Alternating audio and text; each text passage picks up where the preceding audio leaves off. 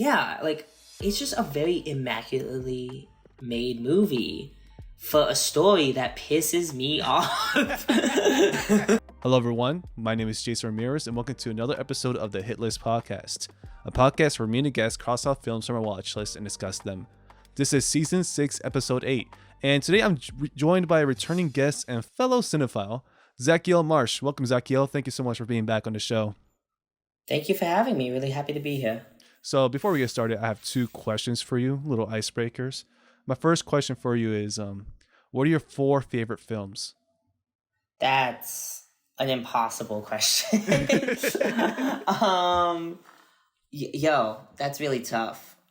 If I had to pick, just like top of mind, like going in as blind as possible, I think It's a Wonderful Life is definitely up there. Mm-hmm. I think Do the Right Thing is pretty fantastic. I really love this movie called Brief Encounter. It sounds very familiar.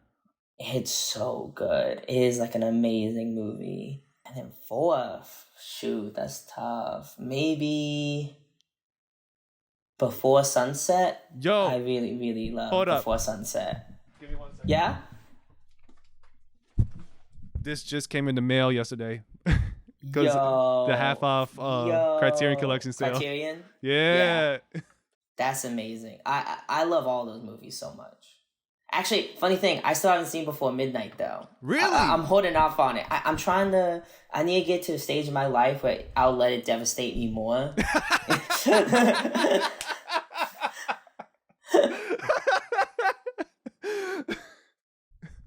Oh man. It's already devastating as it is. Like, I don't think it's like a sad ending or a happy ending. It's just like an ending, you know. It is what it is. It is what it, exactly. And so the reason I put it on, I watched it for like the podcast was because of your recommendation that you gave, and I was like, okay, might as well. And then my guest, she said, can we watch Before Sunrise? I'm like, you know what? Let's just watch the whole trilogy. And I fell in love with it, and I was so deeply affected by the ending. I was like, damn, I can't watch it again, not for a while. So damn, that's tough. Now I'm scared. now I'm gonna rewatch it. Like those movies are the reason why I like Ethan Hawke a lot more than I did before. Before I was like on the fence with him, but now I'm like, okay, I like you more. Yo, you need to watch First Reformed, and then you're gonna be an Ethan Hawke guy by the end of that. It was funny is that like I just saw The Black Phone too. I really like that one. He's good in that. He's very good in that. Yeah. I think it's only fair that I do my 4 favorite, but like I was prepared for this question. I want to hear him. I was prepared for this question, so it's gonna come off easier. Okay, so since I was a kid, I always loved Rush Hour. It's just really good. The Sword of Doom, which I saw for the podcast, and it's actually my wallpaper. The poster is my wallpaper. I haven't even heard of that one. Yeah, I think you'll like it. It's a old samurai movie from 1950s or whatever, and basically it's about like just like a really evil guy who's a really good samurai, and he pisses off a lot of people because he's a dick basically, and he kills people. Like he'd be like, oh, technically I was allowed to. Like, well, you didn't have to kill him. You know, like, whatever, samurai code, yo. And Paprika, I really love Paprika. Like, I'm sure That's a good pick. When I was 14, I saw Inception in the theaters, right? And if I had seen Paprika instead of Inception, I would become an animator instead of a filmmaker. I'm very sure. Like, even now, I'm like deciding maybe you should get into animation. This final one is the one I have pondered over for years. But like, I could definitely say, if I only see one movie again for the rest of my life and not get tired, is The Prince of Egypt. I've loved that movie. That's a good one. That's a good pick. Since I was a kid, I've watched that movie, like, since I was 7 or whatever. It was like the one VHS we had, right? And we'd always watch it. I've mentioned this before in the podcast where we used to have like a TV and VHS player in our minivan. And we only had like 2 VHS tapes that we'd always take with us. It was Home Alone 2, Lost in New York, and The Prince of Egypt. And the only way I could really recognize the concept of time is through like how many times would I watch Prince of Egypt before we eventually get there. So like my dad figured this out, like, oh, okay, AJ, it'd be like 3 hours to get there. And I'm like, what? How much is that? Like, oh, like 2 Prince of Egypts. I'm like, okay, I can do that. Yeah, that's my favorite time metric. It goes minutes, hours, princes of Egypt. Like, But yeah, I love that movie. All right, and final question, because I did say 2 questions. What's something about you that people would be surprised to know? something about me people would be surprised to know. I don't think I'm that surprising a guy. I oh, actually I got a good one. Okay. I can read tarot cards. I'm really good at it. Whoa. I'm like kind of psychic. I've been doing it for 4 years now. Look, wow. Okay, so even before the whole TikTok trend. Yeah, I've been on this. Oh man. Like, do you have like a tarot card? Like I have near my you? own deck. Oh my god, you're ready. I have them on me at all times. I like just bring them out. Like my friends ask me to do them all the time, and I'm good at it too. I've predicted breakups. I predicted new jobs. I predicted people Hold on. moving. I'm good. Real quick, because I Yo. did mention this. I'm trying to replace Jimmy Fallon within 5 years. Can we do that right now? Can we read something right now? Is that too much to ask for? Just before we Yo. get started. So like, I mean, we can try. We can I've try. never done it over Zoom. So what you're supposed to do, you're supposed to imbue the cards with your energy and stuff. So Okay. it's like, Okay.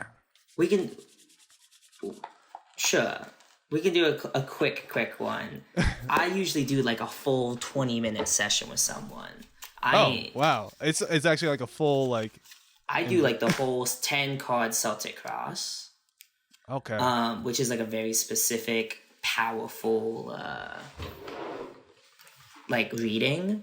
But I can just give you a pretty easy, like beginning, middle, end, Okay.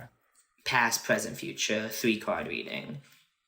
Let's see. Let's try. Imbue yourself with the cards. Like give Okay. them your energy right now. Wait, hold on. I'm getting it.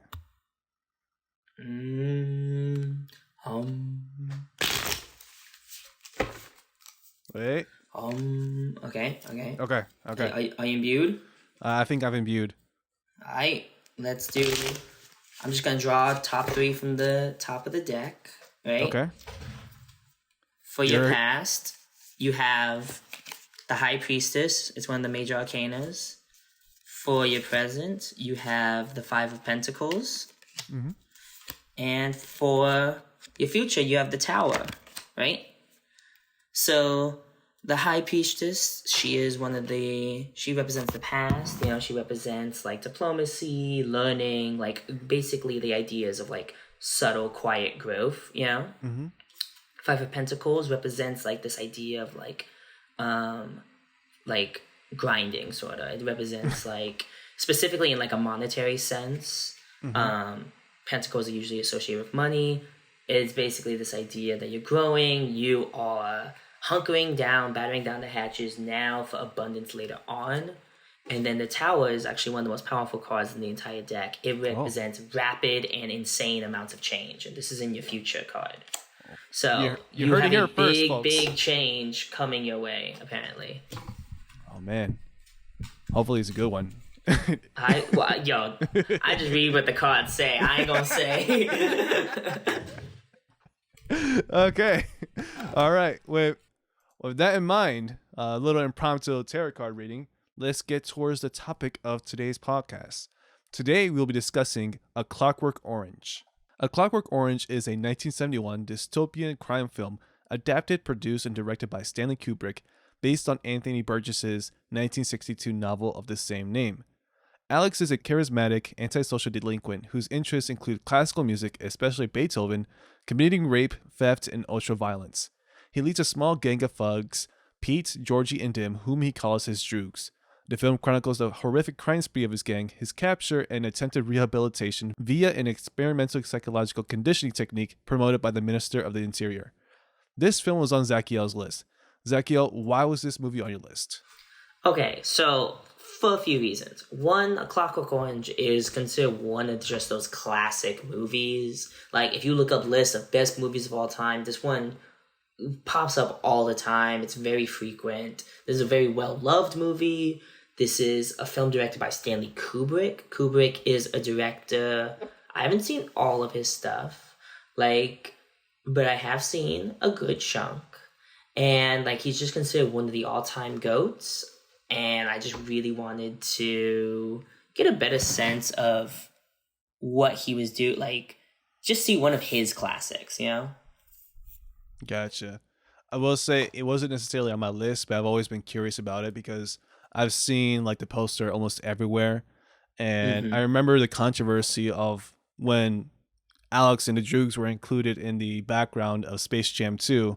And I didn't know the context of the film, so I was like, why are people so upset about this? And then I saw the movie. Having like watched this film, the first 5 minutes, it's so ludicrous. Like they removed Pepe Le Pew because they considered it creepy, but they included a fucking rapist gang like in the background. That is really the fact honestly, that these guys are in Space Jam 2 is baffling. Like, I don't understand the logic behind that in the slightest. Like, it's so bewildering. Like, who's in charge of that? I want to talk to him. I really want to talk to him. I'm so curious who like greenlit that. Yeah. Anyway, they're like, this movie made a lot of money, and I'm like, I guess. Have you seen it? Obviously not, because what the fuck? So, first things first, what did you think? So, I feel I'm a little disappointed, because, like, it's Kubrick. It's Kubrick. This is, like, it's always disappointing when someone shows you a classic, and you get it, but you don't get it. Like, I don't really particularly like this movie very much. And it's definitely my least favorite of the Kubrick movies I've seen. Honestly, it's probably one of my least favorite classics in a long time. There's some things it does very, very well, and there's some things that really rub me the wrong way. How about you? Okay. I feel the same way. This is the second film I've watched for this podcast for this season. First one being Eyes Wide Shut, and this one Clockwork Orange. And I didn't like watch Kubrick films until like a few years ago. The first one I saw was The Shining, which I was like pretty okay with it. I liked it, but like I didn't think it was very good. Yeah. Yeah, I liked it, but I wasn't like too into it. But like I liked it. So I just always wanted to see what was the hype around Stanley Kubrick because people revere him. Like they say he's like a genius or whatever. And Tom Cruise and Nicole Kidman like practically like prostrated themselves so that they could be in his final film. They didn't know it was gonna be his final film, but like they basically like had a contract so that they would be done with the film once he thinks the film is done.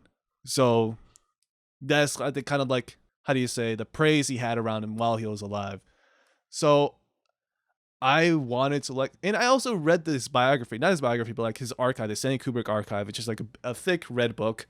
And I read like his history of like his upbringing. Like he started out in photography, photojournalism. His real interest was in getting to film. So he would always like go above and beyond improving his craft so that he could eventually like do film. And I respect that. I respect anyone who starts out that way. But man, I was really disappointed. You know how long it took me to watch this movie? Because like it took me like across a month to watch this movie. Because I got the DVD from the library, right? I watched the first half and I was like, okay. And then like we had to reschedule our recording. I'm like, okay, I can watch it later this week. I didn't feel like watching it again. It's been like I had to finish it. So like I just rewatched it this past weekend, like on Sunday, like just yesterday. I just finished watching it. So yeah, I'm not a fan. I'm not a fan. And yeah. But what do you think it does do well? Because you mentioned there are things done well.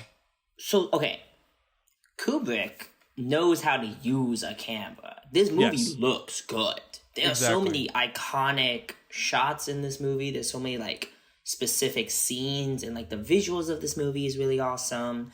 The color scheme is this weird mix between like very brutalist almost architecture where it's very like cold and concrete, but then also there's like these weird splashes of like color and like really intricate art. It's like a really interesting look. The production design is fantastic. All these sets look great. All these props look great. These costumes are so iconic that they got into Space Jam 2. You know, like this movie has such a unique look. This movie has such a unique style, and it's shot in a way that is just so nice and so pretty. Like whatever Kubrick is going for in a specific scene, he accomplishes it. Like the camera moves in a good way. The camera is like held in like ways that, like in scenes where he wants to make you uncomfortable, he very much accomplishes that. In scenes where he wants to sort of show like the depravity of what's going on, he gets that. He like, it's just, it looked like as a film, like as like a technical exercise, right? This movie is phenomenal. There's almost nothing even nowadays that looks quite like this. And like that's great. I think the way they use the music in the movie and the way they use their score, I think is really fun, really interesting. Fun's not the right word. Music is a big part of this movie, and the score is a big part of this movie, and the disparity between this very classical high art music with this debauchery is like really, you would think you would get tired of it at one point, but I never quite did. It gives like a lot of pomp to what's going on. Yeah, like it's just a very immaculately made movie for a story that pisses me off. Yeah, that's pretty much exactly what I was thinking too.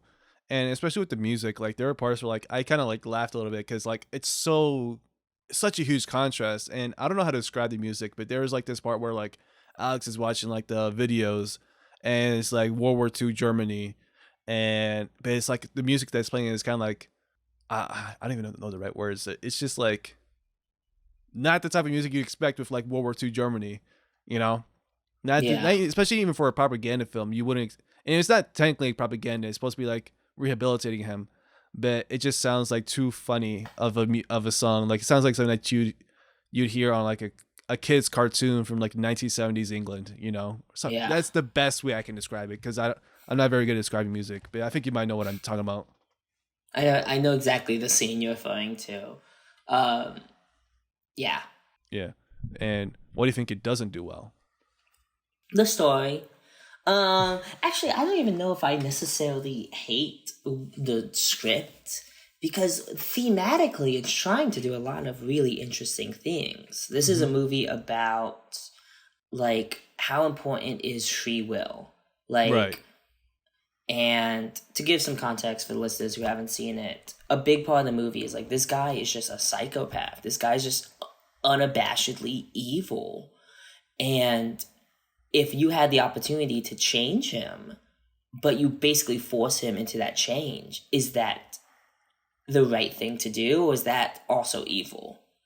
Because does goodness come from within, or is goodness forced upon you? And I think thematically, the movie doesn't pick a side, which makes it a more thematically interesting movie. This movie is also a lot about like the criminal justice system. Like, is that necessary? Like, what's the point of that? And like, what's the ideal version of that? Is it rehabilitation? Is it punishment? How does politics interfere with that? There's a lot of really interesting social and political commentary here. There's just this really interesting world they've built that has both like fascist and authoritarian vibes, but also like anarchist vibes at the same time. Yeah. Like it's such a fascinating world, and it's trying to do so much. It's trying to talk all this stuff about the youth and juvenile delinquency, blah blah blah. Unfortunately, I just did not give a fuck. I'm like this is such. This is just such a intricate, layered script about a character who I don't find interesting.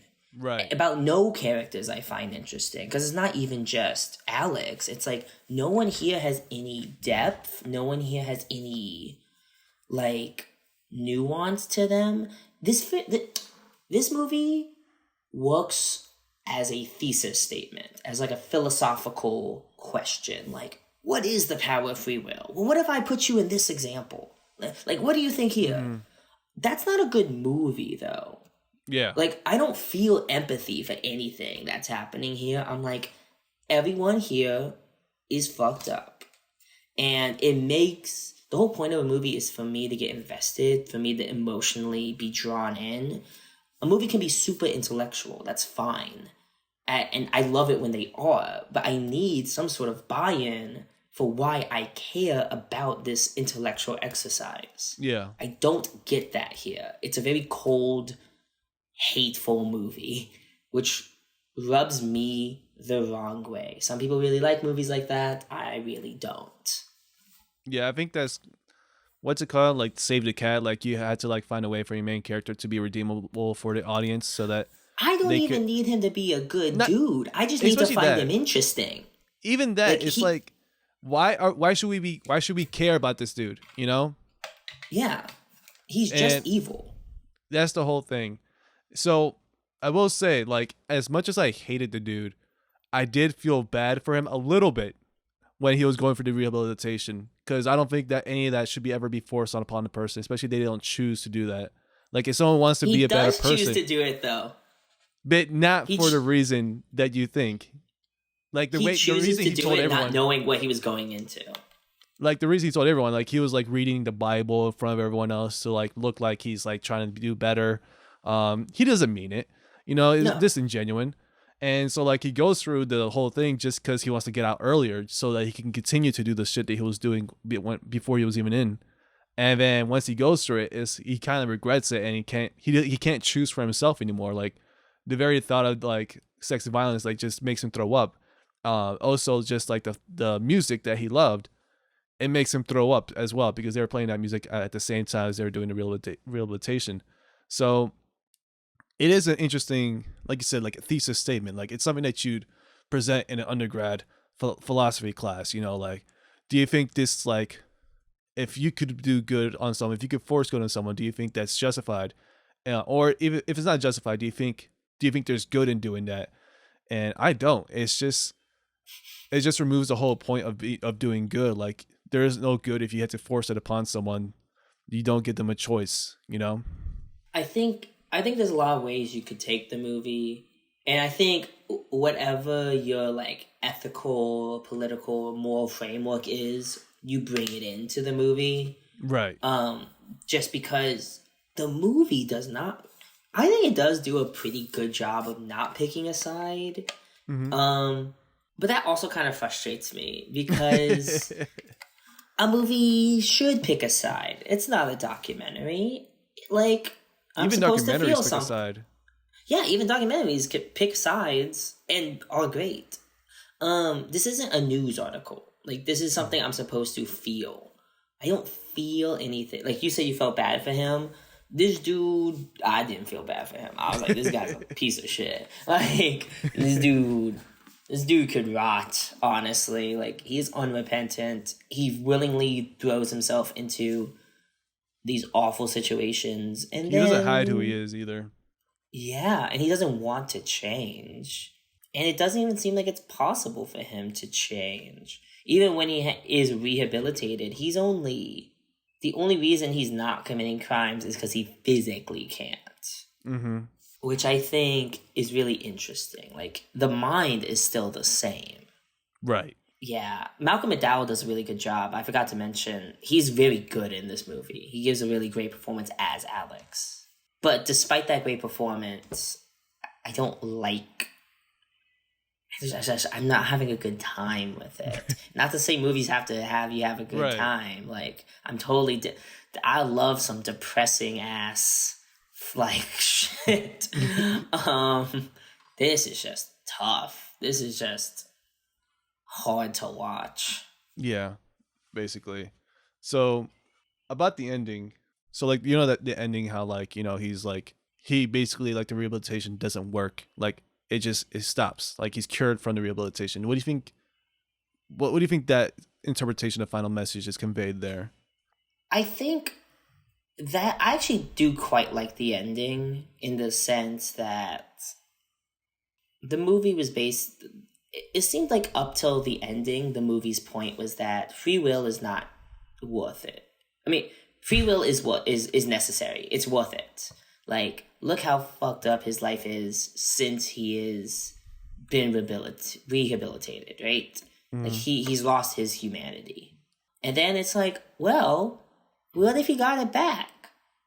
And he's still just the same evil motherfucker. He's still this little cretin who wants to, like, rape and murder everyone. And I'm like, so, like, it's a fun little twist on, like, oh, like, okay, you feel bad for him? We'll give you back the old version of him. And he's still the same. And he's still evil. He's still unrepentant. And now he's backed up by the government. And that makes it so much more worse. Like, yeah. Especially like when I saw like the gang members, like they became cops. I'm like, oh, same as it ever was. That's legit. One of the only bits of like social commentary in the movie I thought was very, very smart. And I was like, oh, that actually makes perfect sense to me. But yeah, I thought that was like, damn, that's like, is that I'm not sure if it's like, you know how people say like people predict the future and like in the old media, but really they're just that was the future, that's the past, that's the present, that's gonna be the future. Yeah, that's what it is. That's like that's commentary for what was at the time. So they weren't necessarily commenting on like what's getting like a satire of the future. They were just talking about what's happening at the present. And it just so happens that like we still have that bullshit today. So that was like the one that like really is like, damn, that's kind of fucked up. It's honestly like this movie is honestly fascinating in all the things it tries to tackle, and I feel like it pulls off a lot of them pretty well, and it's obviously well done. But I don't enjoy it because I don't think it has a point of view. Exactly. Thank you. Yeah. I think that's like the thing I'm trying to like say, because like not say, but like trying to like twist around in my mind. But even Kubrick, when he was writing this, like he said like in some interviews, like he's criticizing both like fascists and socialists. Like there you see like anarchists, not necessarily anarchists, but like anti-government people like trying to use Alex as their like means of like going against the government, and then you see the fascist government as well. And he says he's just using two extreme ends of the political spectrum to like criticize both of them, but he doesn't have anything to say about the political spectrum himself. Like, well, what do you say? Exactly. That and that's what I think pisses me off in a movie. Honestly, like if you're gonna say something. Like just throwing your hands up and being like, "Well, both sides are bad." Feels boring. I hate it's that not argument. Interesting. Yeah, I hate that. Like when people say like, "Oh, well, both sides are terrible." No, wait, hold on. You're just saying that because you don't actually care about enough to do your own thing. Like, I don't want to say do your own research, but like look into this shit yourself. Like, are both sides really bad, or are you just lazy? And if they're bad, how bad? In what ways do you think they're bad? It's like it shows a lack of like commitment, you know, a lack of actually having an opinion. And yeah, this movie doesn't have opinions. Like part of me respects how it's so many things, so many of its themes, it straddles the line. But if you straddle the line on every fucking theme, literally, then it's like, what am I doing? Like, this isn't a movie. There's no viewpoint. Like you think based off like what they did to Alex, it'd be like a viewpoint against fascism. You know, it'd be a viewpoint of like for free will or whatever. But no, it's like you see anti-government people using him as a puppet. So yeah, I was conflicted with that. And like, torturing him, like literally torturing him. Until he tried to kill himself. Until he tries to kill himself. And I'm like, this is hard. I always say, like, one of a movie this most reminds me of, actually, Yeah, I'm sure other people have drawn this comparison. This movie most reminds me of Joker because I feel very similar Yes. ways to Yes. that movie where I'm like, okay, this movie's so well done. Why do I really not like it? Like, why am I really bothered by this movie and its lack of, I think, viewpoint? I don't think you're alone in that statement. I Yeah, think I've seen other people say the same thing. Like 1971 is to Clockwork Orange as 2019 is to Joker, or something along those lines. sure. But, but I'm not yeah, surprised other people have drawn that comparison because it gives me similar emotions of like, I don't like this, even though I feel like I should because it is trying to do a lot and it's mostly does it well and it looks really nice and it's acted really well, but like, fuck, this movie pisses me off. but you know what Joker's going to give us that Clockwork Orange could never give us? A sequel that's a Joaquin musical. Phoenix. Oh shit! Nah, I think we could definitely do a Clockwork Orange too. Malcolm McDowell's still alive. All right, so I think that's pretty much everything that we could talk about. Unless, Yeah. is there final thoughts you have, like that you have on the film before I talk about production? I just don't. Yeah, I just don't think I like misanthropic movies that just hate everybody very much. And like, you Same. can make movies about a character like Alex, and I can really enjoy them because I enjoy movie. I enjoy a lot of movies with characters like him, but it's just how you do it, and this one just Yeah. feels way too cold. After this break, we're going to talk about production.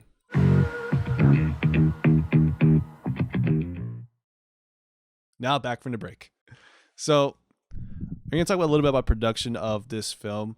So a lot went into this production. First and foremost, it was a book before it was a movie. And Anthony Burgess, the author, sold the film rights to his novel for $500 US, which is equivalent to $4,800 in 2022. He sold it shortly after it was publicized, after publication. And originally, the film was projected to star the rock band The Rolling Stones, with Mick Jagger expressing interest in playing the lead role of Alex, and British filmmaker Ken Russell attached to direct. However, it just didn't come to fruition due to problems with the British Board of Film Classification, and the rights ultimately fell to Kubrick. And just a little fun, I don't want to say a fun fact. This is, whenever you hear Kubrick, you usually hear like how people were hurt on set of his films. It didn't surprise me that Malcolm McDowell scratched his cornea and was temporarily blinded during like the scenes with the Ludovico technique, when his eyes are like wide open with the clamps. And something I found interesting was that the doctor in the movie that's like standing next to him, dropping like the saline solution into his eyes, was a real physician presented to who was present to prevent like any injury.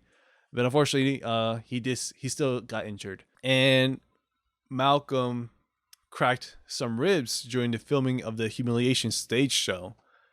I thought he was just really good at acting. He is, but he also got his ribs cracked during that Humiliation show. That is some fucked up shit.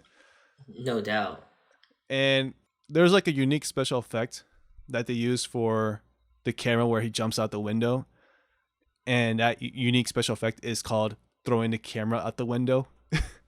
So, exactly. And the thing is, they achieved it by getting a Newman Sinclair Clockwork camera in a box, lens first, and then threw it from the third story of the Chorus Hotel, which is where they're filming. And to Kubrick's surprise, the camera survived 6 falls before the 6th one actually broke it. Which I'm surprised too. Like, But shit. I don't think I could survive 6 falls. The camera's sturdier than me. So, for the adaptation of the film, it was not initially planned to have Kubrick, because he was working on his Napoleon Bonaparte related project, which he never got around to doing it. And so he got a copy of the book from screenplay writer Terry Southern, and then Kubrick's wife said he was excited about everything about it, and he liked the levels of political and psychological and philosophical and symbolic level. And he wrote a screenplay faithful to the novel, except for the last chapter, because he was given the American copy of the book, and the American copy of the book doesn't have the last chapter. And that's basically where Alex actually reforms. He realizes oh, I realized the error of my ways. You know what? I'm going to stop doing all this. I'm going to get a wife and settle down. That's the actual, like, British novel, like, that was published. I have no idea how the hell you jump from this ending to that ending in one chapter. Honestly, I think they saved the book by cutting it. Yeah, because it doesn't make sense to have that last chapter. It doesn't make sense. Oh, he's good now? Oh, it was all a dream? What? The hell? So so like the screenplay is based off of that. He didn't know about like the last chapter until like he was well into like doing this film.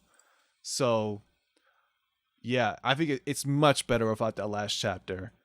Man, as far as like reception for this movie, it was met with mixed reviews. So there are people who loved it, there are people who hated it. Vincent Canby of the New York Times praised the film, saying, quote, McDowell is as splendid as Tomorrow's Child, but it's always Mr. Kubrick's picture, which is even technically more interesting than 2001: A Space Odyssey. Among other devices, Mr. Kubrick constantly uses what I assume to be a wide-angle lens to distort space relationships with scenes, so that the disconnection between lives and between people and the environment becomes an actual literal effect, unquote. So he really liked, the film, the acting, he liked the use of the camera, which is stuff we praised as well. Roger Ebert gave the film 2 stars out of 4, calling it, quote, an ideological mess, which I also agree. Yeah. Exactly. And in her New Yorker review titled, quote, Stanley Strangelove, Pauline Kael called it a pornographic because of how it dehumanizes Alex's victims while highlighting the sufferings of the protagonist. And she derided Kubrick as a bad pornographer, noting that Billy Boy's gang extended stripping of the woman in the beginning of the film was unnecessary. She claimed it was offer for titillation. I completely agree with her, actually. I don't like how the rape scenes are shot in this movie at all. I think it's really there's a very extended. delicate... Yeah, they're really extended, and they're shot very male-gazy. Mm-hmm. And... yeah, watching some of those scenes, part of me is like, is Kubrick, like, into this? Like, I'm disgusted. But also, like, the movies... the camera's not that disgusted with it. I don't know how to describe it, but I was uncomfortable in a way more than I think was even intended from those scenes, which are meant to make you uncomfortable. The reason I was about to laugh because it reminds me of that joke of like the writer's not so well hidden typing fetish with one hand or whatever. Yeah. Huh? Yeah.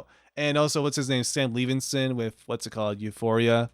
Or not even Euphoria, with The Idol, where like, what Euphoria the hell? Too, let's be real. I think with Euphoria, there are like a lot of people like criticize. There's a lot of unnecessary nudity scenes. Like they didn't need to do that. I think Sam just wanted it to have it in there.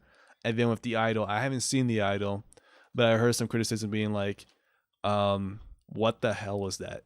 Like you didn't need to do all that. I don't like how. I don't like how like the violence in this movie is like almost cartoonish. Like when the two gangs fight each other, it's like some kung fu movie. It's like it's a joke. It's like it's almost funny. And then the rapes in this movie are like, holy shit! They're just like uncomfortable, and the camera leers. It does. That's a really good way of describing it. I don't like how he shot those. You can easily make an audience uncomfortable and know what's happening without making it almost titillating. I'm not a fan of it at all. Mm-hmm. So yeah, I think that's very good description. Like they said exactly what we were saying, For sure. So there was a British withdrawal of the film. So it was passed uncut for UK cinemas in December 1971. But British authorities still considered the sexual violence too much, like too extreme. And there were some copycat crimes, unfortunately, with this film. That's crazy. So in March 1972, during the trial of a 14-year-old boy accused of the manslaughter of a classmate, the prosecutor referred to A Clockwork Orange, suggesting that the film had a macabre relevance to the case. And it was also linked to the murder of an elderly man by a 16-year-old boy in Bletchley, Buckinghamshire. I don't know how to say these English names. Well, anyway, he pleaded guilty after telling police that friends had told him in the film and the beating up of an old boy like this one. Roger Gray for the defense told the court that the link between this crime and sensational literature, particularly A Clockwork Orange, is established beyond reasonable doubt. And the press also blamed the film for a rape in which actors sang "Singing in the Rain." That's crazy. Yeah. I don't know how anyone could watch that scene and be like, yo, that shit. Oh, God. Yeah. So Christiane Kubrick, Kubrick's wife, has said that the family received threats and protesters outside their home because of the film. It was finally withdrawn from British release in 1973 by Warner Brothers at the request of Kubrick. And in response to the allegations that the film was responsible for copycat violence, Kubrick stated, "To try and fasten any responsibility on art as the cause of life seems to me to put the case the wrong way around. Art consists of reshaping life, but it does not create life, nor cause life. Furthermore, to attribute powerful suggestive qualities to a film is at odds with the scientifically accepted view that even after deep hypnosis in a post-hypnotic state, people cannot be made to do things which are at odds with their natures." Which I agree. Like there's been this statement of like, do video games cause violence? Like this is like a decades long debate where parents want to censor video games because they think it causes violence. And for so long, people have said, like studies have shown, no, it really doesn't. It shows you get desensitized to the violence, but it doesn't cause anything. The only thing they'll cause people to do violence is because they want to do it, or it's just more than just like a black and white thing of like, oh, this movie caused me to do it, or this video game caused me to do it. But still, it's like a pretty fucked up movie, and it was pulled from release for a while, and it wasn't re-released until after his death, Kubrick's death, that is. And let's see, some trivia found that was kind of funny. According to Malcolm McDowell in the 2007 commentary track, the sped up sex scene was originally filmed as an unbroken take lasting 28 minutes. I find that kind of funny, especially with the music that they played. Oh, yeah, they practically played like yakety sax over it. Let's see. And I found this funny, but like, you know what? I don't put it past them. When Malcolm McDowell met Gene Kelly at a party several years later, Gene Kelly turned and walked away in disgust because he was upset about the way his Singing in the Rain was portrayed in Clockwork Orange. That's fair. Yeah. Yeah, if you've seen this movie, then you're like, oh, that makes sense. Yeah. All right, so I think that's it for right now. Unless any final thoughts on the film? Good movie, bad time, I guess. Bad movie, bad time. I go back and forth. Bad time, for sure. So that concludes our conversations today. Thank you so much, Zackiel, for being here. Unfortunately, the film was pretty depressing to talk about. But yeah, appreciate talking with you about it. Thank you for having me. I really appreciate it. So I think it goes without saying, but I always ask this at the end. Was A Clockwork Orange a hit or a miss with you? It was probably a miss for me. Yeah, it was a miss for me too. A miss for me. Yeah. So where can we find you on social media? Yeah, you can find me on Instagram at Zackiel. I think it's _Marsh. Yeah. Maybe it's .Marsh. I think it's .Marsh. Hold on. It might be .Marsh. But that's me. Zackiel.Marsh. Okay. Okay, cool. All right. Well, that's it for today, folks. You've been listening to the Hit List Podcast. This was Season 6, Episode 8. And until next time, cross off a new film from your list.